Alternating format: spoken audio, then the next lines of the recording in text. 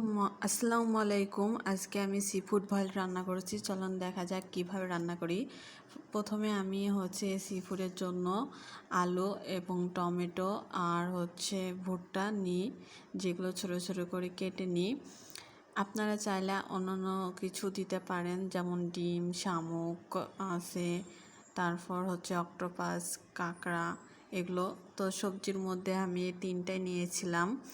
তো তিনটা আমি সেদ্ধ করে নিচ্ছি সুন্দরভাবে। লবণ দিয়ে কড়াতে দেবেন সেদ্ধ করতে।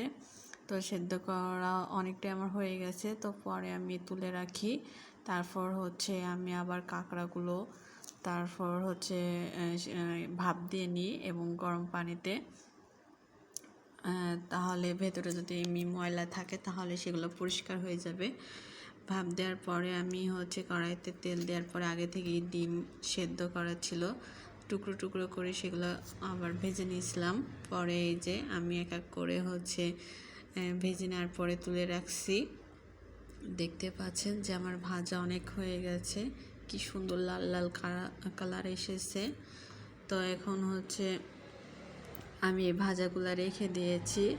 এখন আমি রান্না করব। পরে আমি দেখে নিলাম যে কড়া তাতানো হয়েছে কিনা। পরে আমি তেল দিয়ে নিই এবং তেলগুলো যখন গরম হয়ে যায় তখন আমি পেঁয়াজ কুচি, ঝাল, কাঁচামরিচ কুচি এবং শুকনো মরিচ 2-3টা নিয়েছিলাম। নেওয়ার পরে এগুলো আমি একটু নেড়ে নিচ্ছিলাম যাতে সুন্দরভাবে ভাজা হয়। যখন পেঁয়াজগুলো একটু লালচে লালচে কালার চলে আসবে তখন আমি মশলাগুলো দিব।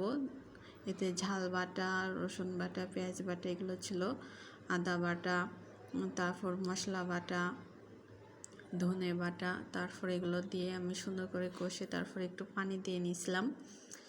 পানি দেওয়ার পরে দেখতে পাচ্ছেন যে আমি শুকনো মরিচ গুঁড়া এবং হলুদ গুঁড়া, সাথে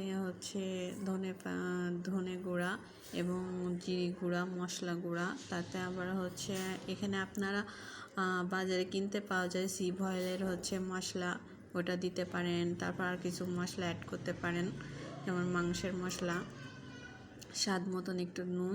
তারপর একটু পানি দিয়ে তখন আমি কাঁকড়াগুলো সুন্দর করে নেড়ে নিই, ভুট্টার পিসগুলোর সাথে কাঁকড়াগুলো।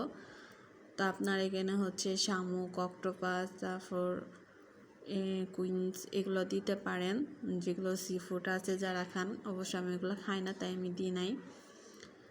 শামুক, ঝিনুক এগুলো অ্যাড করলে অনেক ভালো হয়, যারা খায় তারা অ্যাড